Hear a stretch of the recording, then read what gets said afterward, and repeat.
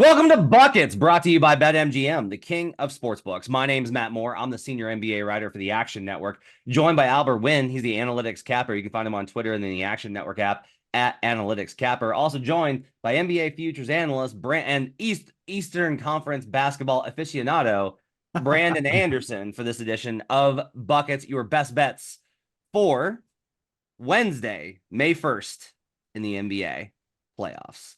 Glad to have you with us. As a reminder, make sure to check out Action Network YouTube page at youtube.com/the Action Network. Also, make sure to check out the Action Network app. In the app, I have two columns up. I wrote after the Nuggets eliminated the Lakers on Monday night. It's a look at what is kind of next for the Lakers in terms of there's just kind of this, I don't know, there was this ongoing assumption that like LeBron's just going to stay a Laker. And I was in his press conference on Monday night, and I will just tell you that having covered the entirety of that man's career, I feel very confident what he was doing with his final comment in that game, as well as I broke down a little bit of like how the Nuggets did not play well at all versus the Lakers and how they got to shape up versus the Wolves. We will break down that series later this week. Brandon and I will do a podcast preview, and I'll have a written preview as well for Wolves Nuggets. So make sure to be on the lookout for those things in the Action Network app. All right, let's get to it. Best bets for Wednesday. We only have two games. We're down to two games a night, which is excellent. We have Heat Celtics, with the Celtics a 13.5-point favorite. Total in that game is between 209 and 208.5, down from 211 at open. And the Dallas Mavericks are 2.5-point favorites on the road. We've got this recorded that the Clippers opened as favorites. I think that may have only been at one book that quickly took that line down. The Mavericks are 2.5-point favorites on the road versus the Clippers. No Kawhi Leonard. Total in that game is at 200, down from 203.5. So a lot of movement on the under in this one as well. Albert Nguyen, the analytics capper, what are your best bets for Wednesday? Yeah, I usually don't do this, but I'm gonna side with both favorites here. I like Boston minus 13.5. I don't think Miami's offense can just hang there. And then I am also on the Dallas Mavericks on the road minus 2.5. All right, Brandon Anderson, what are your best bets for Wednesday? I'm looking props. I'm looking series leaders, especially. I'm gonna back Jason Tatum assist series leader. If you listened on before game 4, that was my bet. It's the same bet again, now minus 120. And then I will take Luka Doncic 3-pointers series leader at plus 400, and give me James Harden over 20.5 points just for the game.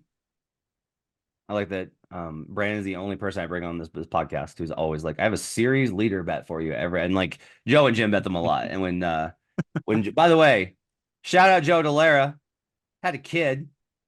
If you enjoy this podcast, go have Joe on Twitter and let him know you're excited for him. There's a great photo of him holding his newborn with his gigantic guns of an arm. Joe's not the baby's. The baby does not have guns yet, but Yet. happens.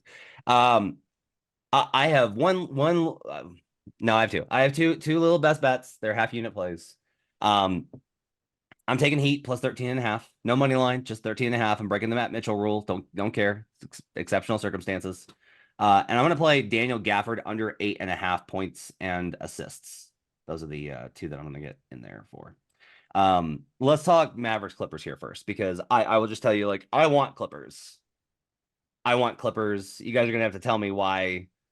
Tell me why the Mavericks are a good bet here.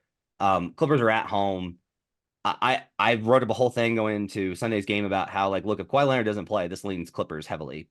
In game 1, they ran 28. The Clippers ran 28 pick and rolls. They ran 34 total between 2 and 3 when Kawhi Leonard played. In game 4, it went back up to 29. Like, this to me is like the entirety of this is like the whole series to me, is if the Clippers put the Mavericks in rotation, their defense isn't good. If they don't have to do that and it's just straight up defense, if it's just one-on-one stuff, the Mavericks are good. That's kind of what this comes down to. And so I think the Clippers are going to continue to do that because they don't don't have to give Kawhi the ISO possessions. PG and Harden are much more pick and roll players. Like they just are. PG learned that in Indiana, running with Roy Hibbert. Harden's done it with everybody he's ever played with, from OKC to Capella in Houston, everywhere. Like that's what he does, right? Is he runs pick and roll, and he ISO'd a heavy amount on Luka, who is going to play. He's probable for this game. Did have a heavy wrap on his knee at practice. He's clearly not comfortable and not 100%. Not that he's an awesome defender to begin with. This is going to become a lot about like Harden versus Luka in a very Vader versus Obi-Wan type of matchup. They're the same player. Like, I'm just tired of Mavericks fans trying to tell me that they're not. They're the same player. They grift the same. They flail the same. They're awesome at the rim the same. Like, they take step backs. They're the same player. Stop trying to tell me otherwise. I just think the tactical stuff leans towards Clippers if Kawhi doesn't play. I just think it really does. Maxi Kleber, they solved that by going to Mason Plumlee and running small ball units. And I think Kid's going to have a really hard time with trying to make the decision of whether or not to go away from that or not. It's not that he's going to abandon Kleber, but I am very curious to see like what happens with the rotations and everything else here. AC, let's start with you. You like Mavericks here -2.5. What are the reasons? Because for me, I am not going to, I just gave all these reasons why I love this bet, and I'm not taking it because this line has moved heavily towards the Mavericks. We have 86% of the tickets, 56% of the money on the Clippers. All of the sharp money is coming in on the Mavericks, and that scares the shit out of me. So I'm not going to bet it, but talk me off of Clippers here. Sure. I mean, I personally don't like movement. I don't chase steam like that generally. And a lot of that is just overreaction to Kawhi being officially ruled out today. I think the Clippers should have waited until yesterday, by the way, to rule him out, but that's beside the point.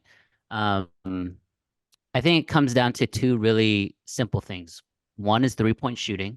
If you look at PG and James Harden, they shot a total of 15 threes in game 4, which is normal, right? There's no Kawhi, so you're going to have your superstar shoot a bunch of threes. Well, they made 11 of those 15. I don't think that's sustainable, including PG hitting 2 or 3 really, really tough 3-pointers in a corner with really good defense. So I expect a little bit regression to the mean there. On the other side, you had Luka, who went 1 for 9.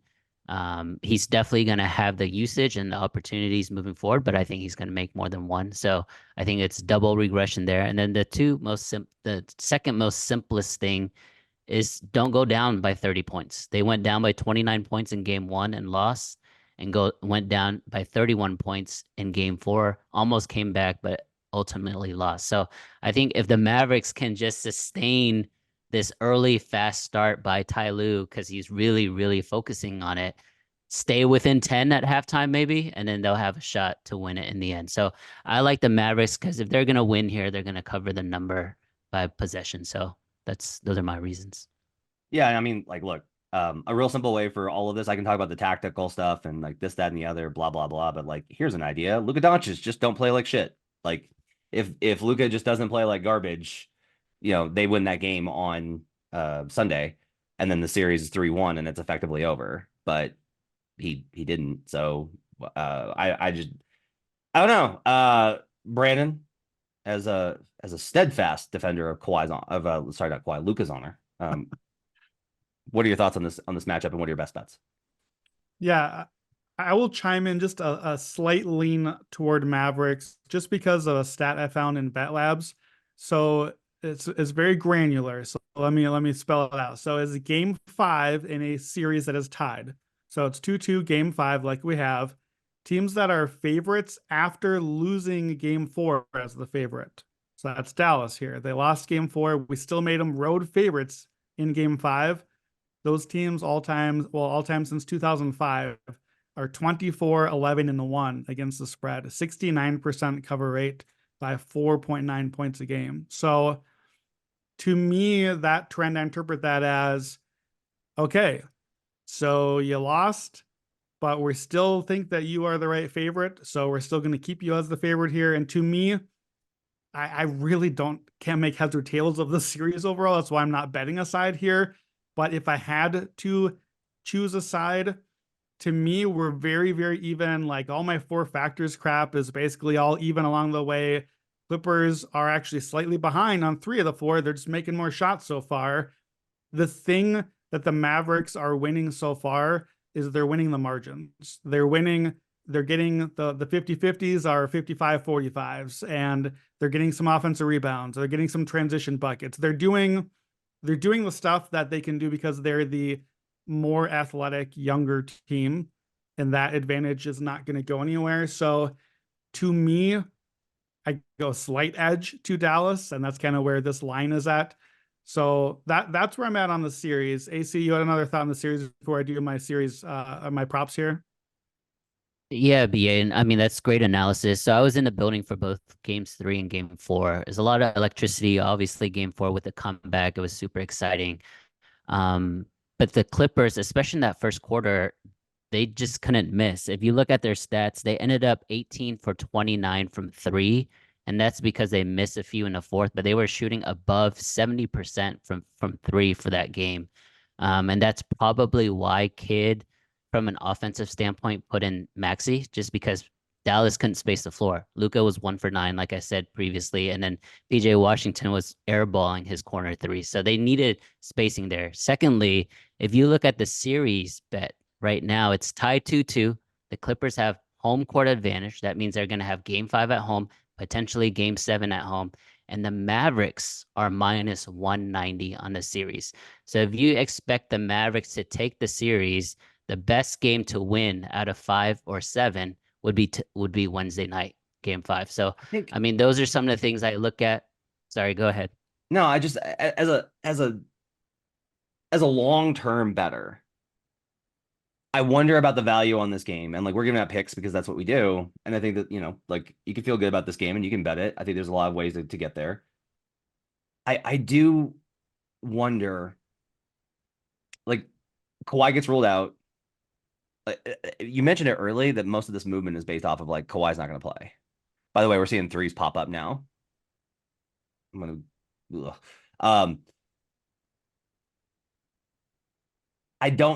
I fundamentally disagree with the line movement based off Kawhi, and I understand why the market has to do that because it's like you're missing a great player. Agree Kawhi with your Leonard is the premise best there. player on the Yeah. Clippers. You got to move it. Yep.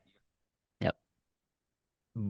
But I don't know how you get around the fact that they're 2-0 without Kawhi and have played better. If it was like they were 2-0 and you could just like shrug off whatever, and then the answer is going to be the shooting variance because like Brandon mentioned that like 4 factors are going to lean Mavericks in large part because of game 3, which they destroyed.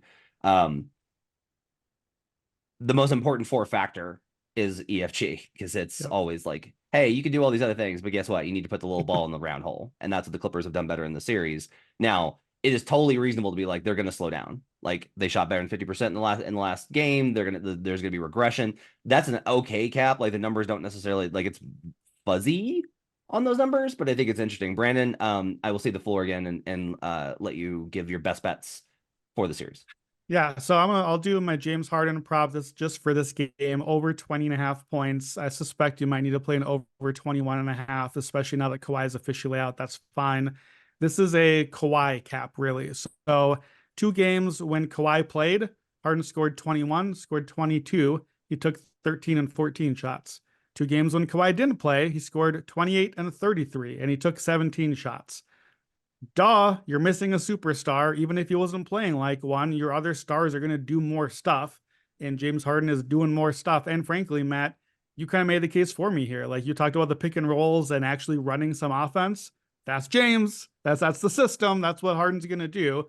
So, like, I know some of his points came like putting the game away down the stretch there. Those like 3-4 floaters that he made. So maybe I think you probably like this bet better if you're on the Clippers side of things, to be fair.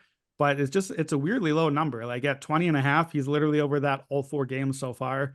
I looked at series leader for points. I couldn't quite get there on that. Luka and Kyrie are both ahead by double digits, and one of them is going to keep scoring. But if you like the Harden angle, he is 11-1 to be the game top scorer just for 1 game. I think that's a much easier target if he can get to the 30 range again. So that's the Harden cap. My favorite bet on the pod today is this Luka series bet. So plus 400 to lead the series in 3-pointers made. So here's where we're at right now. Obviously, it's the 4 stars. These are the guys that's one of them is going to be it. Harden has 17, Kyrie 16, PG 14, Luka 13. So that's why the odds are long. He's 4th right now. He's 4 behind, and he has to pass 3 guys. Here's the numbers that you're not paying attention to there. Let me read again how many attempts you guys are taking so far. The same order. Harden, 34. Kyrie, 33. PG, 33. Luka, 49. Luka has 50% more three-point attempts so far. He's just missing them all. So like you said, Matt, do the thing and make the shots, and this might swing our way in a hurry here. Now, maybe they won't because Luka doesn't look healthy to me, and I do worry about Dallas's offense. Like, they're just not getting quite the looks when the shots just don't all fall suddenly. But he's getting over 12 attempts a game. The other 3 guys are getting 8 attempts a game. We know we get at least 2 games left because we're tied right now. I think we probably end up getting 3 games. More math, more time for Luka to have extra attempts and extra maths and extra chance to make up the gap there. So I just think 4-1 is too long of a number. We know Luka's going to keep firing. Like, we know this. If anything, his attempts probably go up if he ends up playing even more minutes in an elimination game or something. So I like Luka 4-1. I will add last point here. Paul George is 8-1. And I did notice, I don't know if this is really a thing. I'm interested if either of you have a thought on this. Paul George's 3-point attempts with Kawhi, 5 and 6, without him, 12 and 10. Mm-hmm. Is that just the James Harden thing again? Well, Kawhi's not out here. I'm going to take a few more shots. If without Kawhi, his attempts are mirroring Luka's, and at 8-1, to me, that's maybe I put like 3/4 of my bet on Luka and just nibble a little bit of PG. I'm going to end up getting like a plus 200, 225 range to get both of those guys. And I think that's a really powerful position. I think one of them ends up the leader. What do you think? Do I need the PG part of my bet here, or do I stick with Luka? I think you're good with Luka. PG's just not consistent enough. Like, this is the thing, is like PG rattles off bursts. I interviewed him several years ago, and he talked about this, about how when the defense is not schemed towards him, he likes to take advantage of it and really push them. But then, like, he's not a guy that they're, and he won't do this with the Clippers because they have Harden. He's more comfortable. And by the way, this is like a very high comfort spot for PG. I think it's one of the reasons why he's played well in 1 and 4, which is awkward going forward for the whole Kawhi Leonard being on an extension thing. He's better when he has one guy that is primary point guard. This is why he thrived with Russ. Like, his best seasons were in OKC with Russell Westbrook, because it was PG comes out, hits you with this flurry, you adjust to him, he defers, the other guy goes off, you adjust to that guy, PG comes back and takes it. Like, that's how he goes. Luka is a metronome. It's dribble, dribble, dribble, dribble, dribble, dribble, shoot. Dribble, dribble, dribble, dribble, dribble, dribble, pass. Dribble, dribble, dribble, dribble, dribble, dribble, shoot. Like, over and over and over. Well, dribble, dribble, dribble, dribble, dribble, flail for a foul. Like, that's what Luka's game is. And so, like, he is going to be, I think, more consistent. And if you trust that Luka's going to get this right, which you should, because he's an amazing player, he's a top 3 player in the NBA. I think it's just Luka. I don't think you need to worry about PG, because, like, I think if you lose this bet because of PG, I think it's more of just like that's one you gotta live with. If PG beats you, you gotta live with it. You're just losing. You're losing. To me, value it's definitely not a split your bet situation. Like, I'm not splitting in half here for sure. I don't mind a little bit of a nibble on PG just because it gives you more outs. You can like get to game 7 and you got some options here. Just to express the shot variance thing we're talking about. I noticed this while we were talking. So I gave you the numbers on both sides, but here's the math. James Harden for the series, 4 games, 17 of 34 on threes, 50%.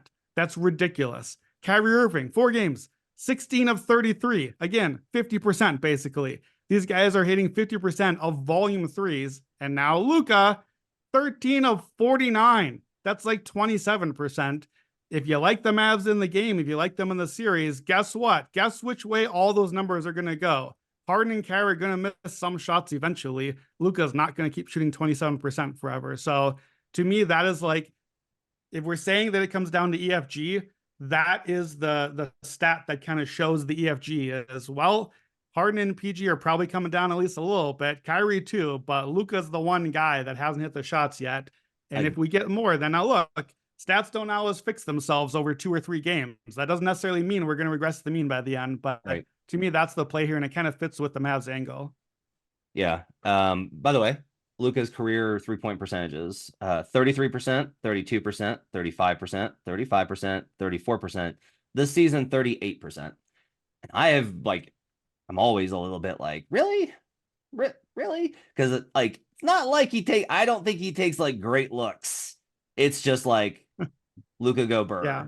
You Well, know? and you, we've done this before on buckets. He's very streaky, and I don't mean in a Yeah. game. For like a month, he'll be like, "Oh, I'm a 44% shooter now this month," and then he'll hit 27% for an entire series or two. So again, of all players, like he's a guy where watching the regular season, when you start see him hitting, it's like we've seen it with LeBron too. LeBron hits his threes, and then you see the confidence go up, and he takes more and he hits more, and that's like a real thing. The hot hand thing is a real thing that happens, and Luka has really been that, where when he hits over on his props a couple times in a row, they like start nudging the line up in the regular season and they never get there fast enough. It's like a gravy train for like a week or two until they catch up. So I don't know, maybe this is the opposite way, that maybe this is catching the falling knife on a guy that can't hit right now. Maybe this is just the cold spell, but at 4-1 with that volume, I just think I'm happy to get a little piece of it.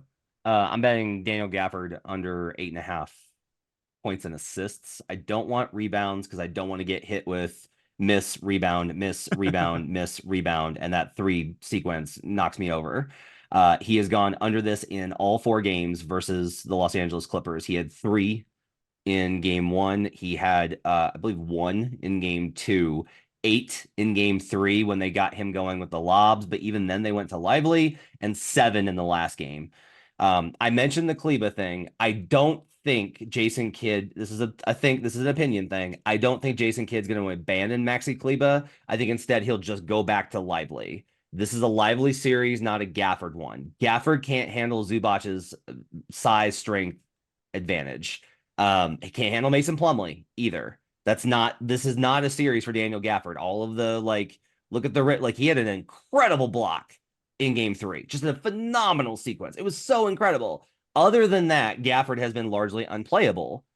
You especially don't want him in this pick and roll. If they're going to run all these pick and rolls, you don't want Daniel Gafford out there, especially versus Harden. You just do not want that. Lively can do it a little bit better. Lively's really big. Lively can contest on the floaters, right? Kleba can't, but Kleba can switch. Like the weird thing was that they were running Kleba, so it's really smart by Harden. When Harden saw one of the bigs, Gafford or Lively, he goes to the pick and roll and he makes them play drop and he goes to the floater. When it's Kleba, who he knows will just switch on him, he doesn't even call for the screen and he just attacks Luka heads up. And that's the adjustment here is if it's Kleba, you don't even involve him. Don't bring him to the screen. You don't need the screen because you can just take your guy one-on-one. If it's a big, you get Luka behind you and you have even more space with a drop big. I don't think you can play Gafford in the series. I'll take the 8.5 points and assists under. So, also, Clippers playing a little bit at the level, like a little bit, but they're actually switching more. That Mason Plumlee stretch where they were switching and it worked was very big. If they switch more, the bigs are not going to get assists. You don't have these roll sequences where it's short roll, bounce pass, kick to the corner, which is what you worry about with them. Lively's actually better at it than Gafford. If I mentioned Derek Lively's good, because he's really good and can be a great player, Gafford's not great at it. So he's just looking more for like direct scores. He gets a little bit freaked out in those situations when the Clippers defense swarms him. Don't worry about the assists. I'll take the 8.5 points and assists under for Daniel Gafford. In the late game or in the early game, Heat Celtics, 13.5 point favorites. Brandon, let's do you first. What are your best bets for Heat Celtics? Yeah, I'm just running back the same bet that I made before game 4. That is still a good bet. I'm going to take Tatum to lead the series in assists. We got it at plus 290 before game 4. It's just a bad number. Tatum had 1 more assist than here. He only had 5 here out of 4. It's not like he made up a huge ground. Now it's at minus 120s. I think they just kind of corrected the number a little bit. I just don't think they went far enough. So if you heard the cap before, it's the same cap. I don't have any like brilliant new insight. I just feel even more confident in it now. So I like it even at minus 120 per game in the series. If you look at game 2 was this huge outlier. Tyler Hero had 14 assists. Jason Tatum had 3. And that was a stylistic thing. That was the way Boston defended that game. the way that they invited Tyler Hero to be a lot of Tyler Hero and invited all of those 3-point shots that, oh man, did they invite them, and did Miami accept the invitation? They RSVP'd, they put in the mail, they made all of them, all the analogies. They're not going to do that again. So outside of game 2 for the series, Tatum has 21 assists, Hero has 10. These are not comparable players for getting assists. Hero has 4, 2, and 4 in the other games. Tatum has 10, 6, and 5. That's more like what we're getting here. They're currently tied at 24, but unless you think Boston plans to run back the game 2 defensive plan again, this is a head-to-head bet. No one else is even close. It just should be Tatum, and I think he should be a much bigger minus number than he is. So minus 120 on Jason Tatum, series assist leader. Here's my question I have for you on this series. And I have a confession to make. So last night, as the series is on, game 4 is on, I'm hearing about, Porzingis injury. I know we're going to talk about that. Jason Tatum injury. So I put the game on my screen, and I saw Porzingis limp off the court, and I saw Jason Tatum shoot after the whistle and land on an ankle. Now, both of those are actual basketball-ish footage that I watched, but neither of them happened during gameplay. Here's what I need to know. I have still seen 0 seconds of the series, right? That doesn't count. I didn't ruin it, right? Because those plays were not real plays. They happened outside of real plays. Do I still get to say I've seen 0 seconds of the series? Yes, you only watched game footage. you only watch footage and not the game, is how I would describe it. Okay, that's why. good. Yeah, great. I'm out. Let's get That's our a deep Casher Tatum conversation. assist. So you didn't see the Tyler Hero technical free throw or the Jason Tatum flagrant free throws? No, true. I don't even know what you're talking about. I'll be totally honest. Okay. Brandon, very proud of hating the series with all of his I have seen enough Heat Celtics to last multiple lifetimes. Get this out of here. I'll go next. I'm gonna take the Heat plus 13.5. This is a trend play. It's not complicated here. Teams in game 5 favored by more than 12.5 points since 2003 are 1-6-1 ATS. This is a lot of points to cover. If we go like, well, okay, Matt, but what about like 11.5? And we're still in a really good spot here at 8, 11, and 1. Double-digit favorites do a little bit better, but there's a little bit of a gap between 10 and 12.5 because teams will compete at 10 and they won't compete as much when it's like more than 10 late down the stretch in like a 4-point game. I think Boston wins this game. I think Boston advances here. I don't think the Heat have much of a hope, but it's a lot of points, and the Heat are gonna do what they do and get this game somewhere closer to where they want it. Celtics have shot very well. They've played very well. They responded from the game to nonsense and didn't let the Heat just shoot a million threes, and they're in a really good spot. 57% of the tickets, 68% of the money are on the Heat, so that's a plus 11 differential, and we're tracking sharp moves in action. That's enough to get me on 13.5 at a half unit play. Oliver, when you're on the other side, why do you think Boston blows this team out? Yeah, I'm gonna go head to head against Matt here. So there's been 4 games. 3 of them Celtics won. First game they won by 20. Third game they won by 20.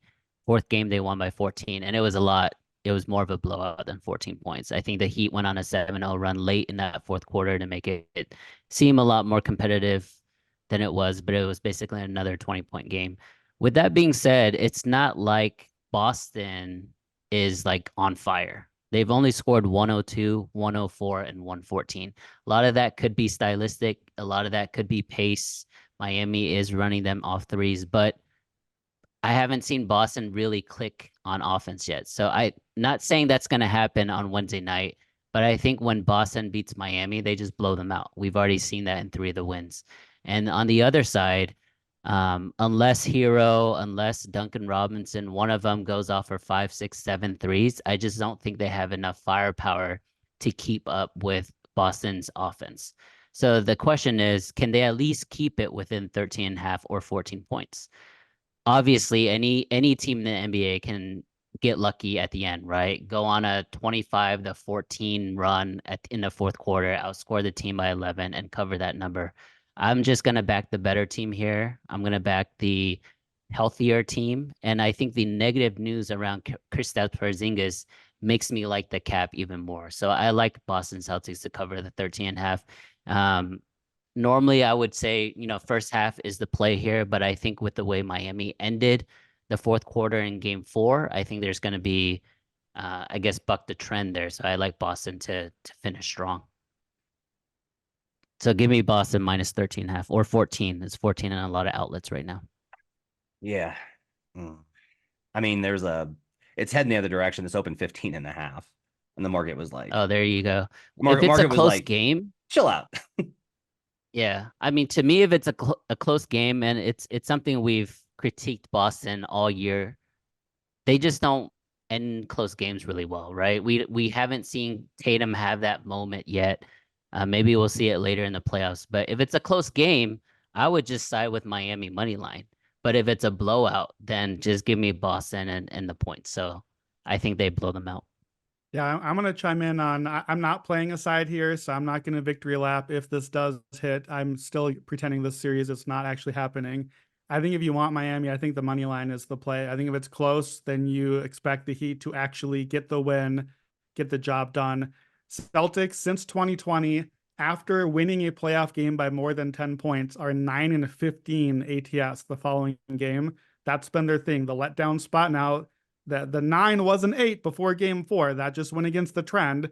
They didn't have a letdown after a huge win, but 7 of the last 12 games in that spot, they lost outright. 3 of them to Miami as 8.5 points underdog or more. Yeah, I get it. I get it, but like that's that. Jimmy though. That's like that this isn't, to me, this isn't this actually isn't a Heat voodoo play. This is literally just like, This is a line play. it's a number play based off of um a desperation team. Like their season is at its end, and like in my experience, teams in Miami's spot, they know that they're done, but you don't want to go out sad.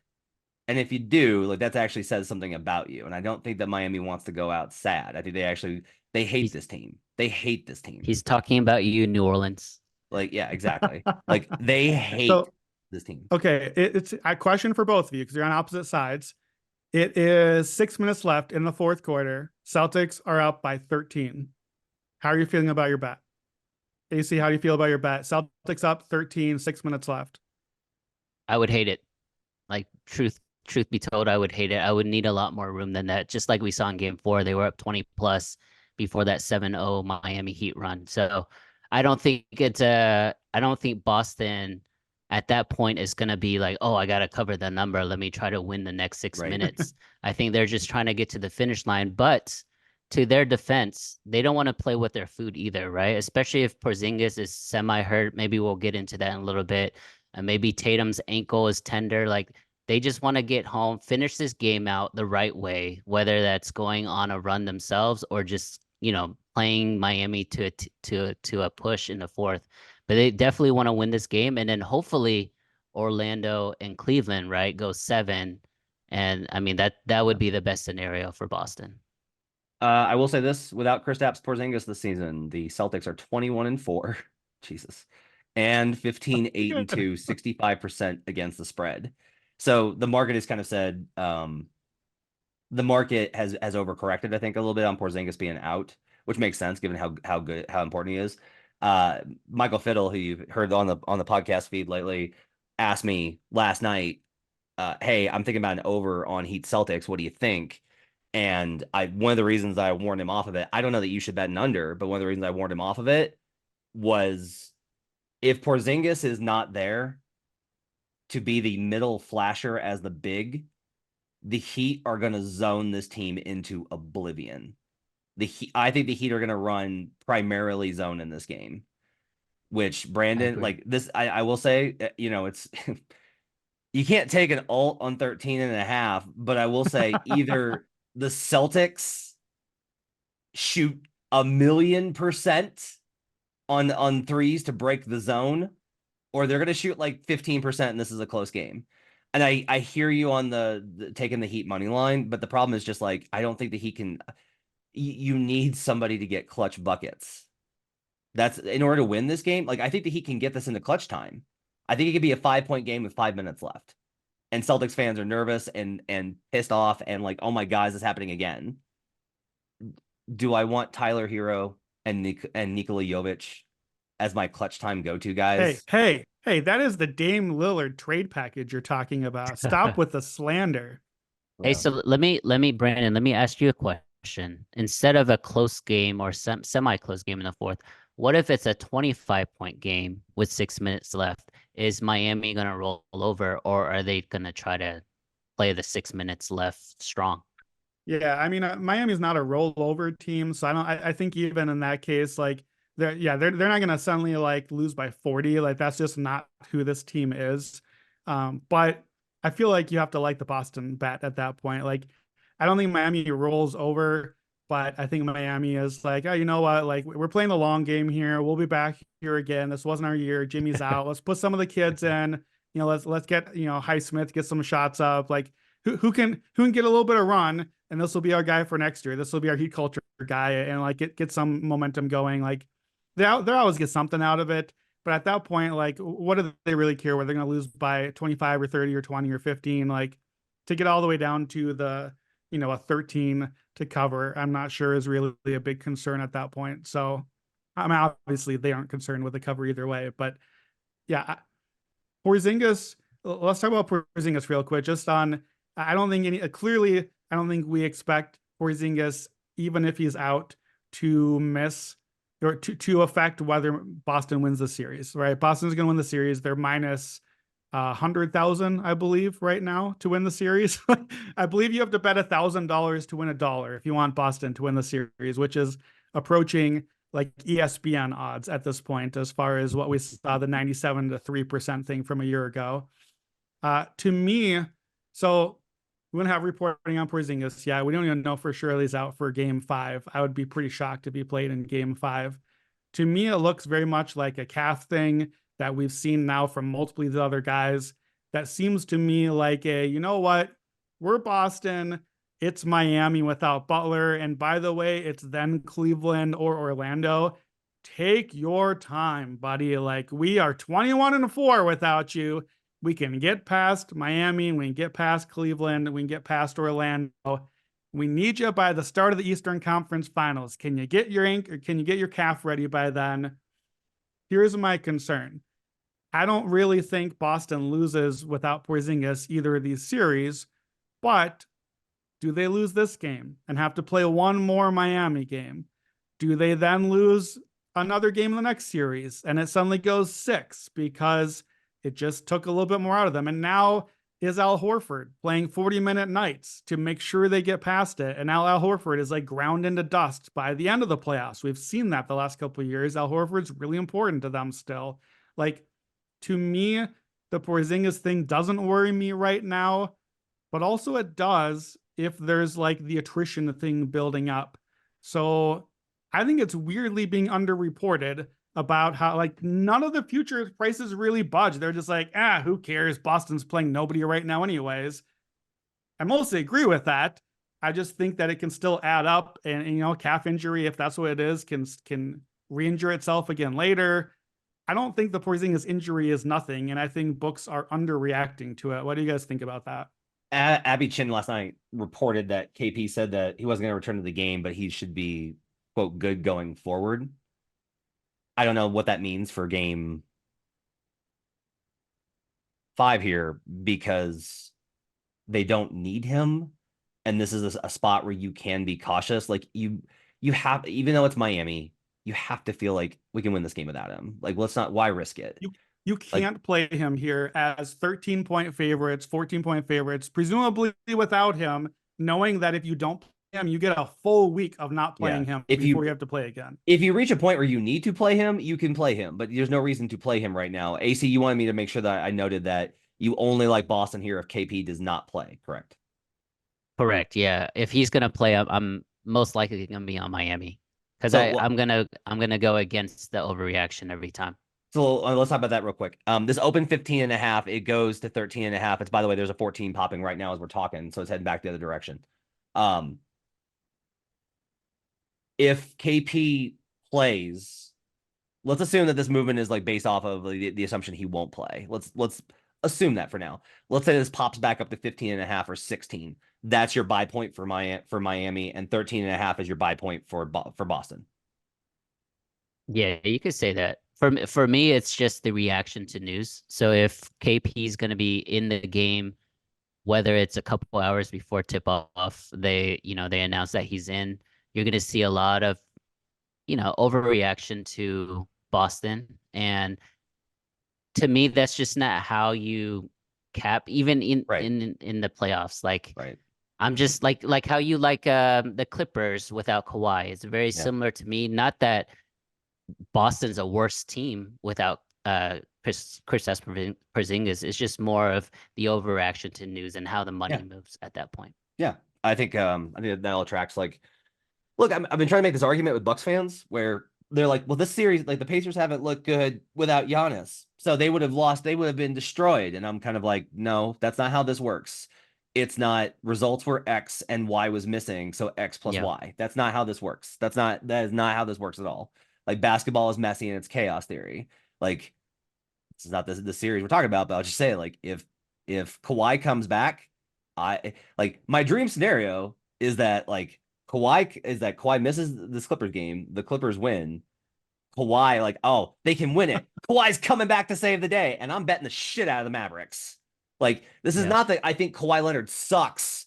It's that I don't think that these things are as simple as you don't just take the player value and add it on top. That's not basketball. Brandon, you were talking about and then he'll have no idea what to do in Game 7. Right. Just take the home team. That is, by the way, that is Suns basketball, just additive and not multiplicative, which is why the Suns are off in Cancun already. Exactly. But I guess one quick point on KP is it's a calf injury, and I know depending on the strain, it could be 1 week up to 4 weeks. We're not doctors, we don't know that, and everybody heals differently. But it's still a calf injury, and you're not going to be 100%, right? So it can linger. I think I agree with Brandon. It's not insignificant. It's definitely something that you should monitor because not that Boston can't win the East without KP, but they're going to need a healthy KP to beat the Western Conference champions. Brandon, last point here. You were talking about the futures value. The calf strain is you're always worried about. You're actually not worried about it getting worse. You're worried about supporting ligaments. So you're actually worried more about the tendon is the Achilles, is that you overcompensate for the calf by tearing your Achilles. It's why Jamal Murray was like really playing with fire last night by playing. Obviously had himself a great game in the end. Had a great 5 minutes. Had a great quarter. 12 points, another game winner for Jamal Murray. I don't think that the injury news that we've heard is such that I don't think that there should be a reaction in the market. I think it's okay. In large part because the Cavaliers proved in Orlando that they are not serious.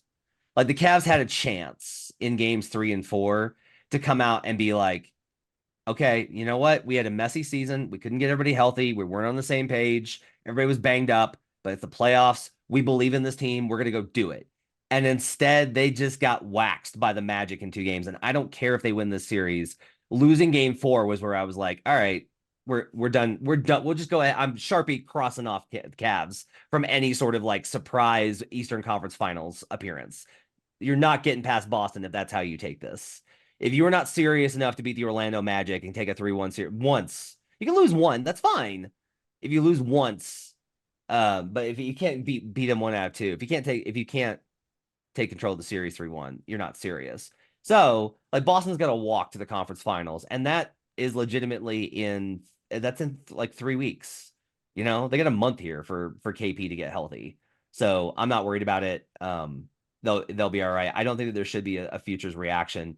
I think it's fine to keep. I continue to believe you should keep betting. If you're betting future finals exactas, you should definitely. I will maintain you should not be betting Boston, Denver, and I'm willing to be wrong on it. But I still think that one of those 2 teams doesn't make it. But if I had to choose between the 2 of which one's not going to make it, it's definitely Denver right now. So that's kind of my thought. I think to me, I didn't really disagree with any of that. I don't know why the Cavs were on your board to Sharpie out in the first place. Like you could have just. I want to believe they're really good. Donovan's good. What if they blow out Orlando in a game 6? like the folks will have listened to will have seen the game before people listen to this podcast. We can't do Cavs magic right here. Here's my point on the Celtics and Celtics futures. I really don't disagree with you that the Porzingis thing shouldn't necessarily be a long-term issue. I just feel like if you want Celtics futures, this is not when you buy them. Yeah, you missed your chance early. That was when you bought them during the season. Maybe you bought it before the playoff. Maybe you bought it on the Sunday before the bracket broke so well for them. And suddenly Butler is injured in the play-in, and suddenly Orlando Cleveland lines up. That all killed any price you could have got. They can still do it, but this, like, there's no reason to buy right now. Only bad things can happen to Boston during this month. And we saw it. We saw Porzingis and Tatum get hurt. All they can do is just crush the teams that they're supposed to crush and then show up in the Eastern Conference Finals healthy. That's the best they can do. And I guess, like, at this point, maybe hope that Indiana somehow gets there out of the other side. Like, maybe that's the thing that goes that way. I don't really think that's very possible. So why bet Boston futures right now when I can wait and expect them to get punched in the mouth by the Knicks maybe in game 1 or 2? And now it's 1-1 series. Now I'm getting a better price. And by the way, now it's a month from now. And I know if Porzingis is healthy, and I know how there's no reason to buy right now, Boston. I'm not telling you to not buy them at all. Right now is not a buy point. Yes or no's? Yes or no's, Brandon? Yes or no's? Yes or no's? Will Boston lose home? Will Boston first? Will Boston trail in any series going forward? Yes. Okay. Will Boston lose? And in order for that to happen, they have to have lost home court. So you've answered that. Albert, will Boston trail in any series going forward? No. Okay. All right. I will say I don't know and take the coward. Oh, come on. Yes or no? That's going to do it for Buckets. Thanks for joining us. My thanks to David Payne, our producer, for getting this up on the podcast side. Give us those 5-star reviews. My thanks to Hutton Jackson, the video crew, getting up on youtube.com/the Action Network. Make sure check out the Action Network app. My thanks to Albert Nguyen, the Analytics Capper. You can catch him on Twitter in the Action Network app at Analytics Capper, and Brandon Anderson at Wheaton Brando in the Action Network app and on Twitter. We'll talk to you guys again tomorrow with best bets for Thursday. Till then, let's get buckets.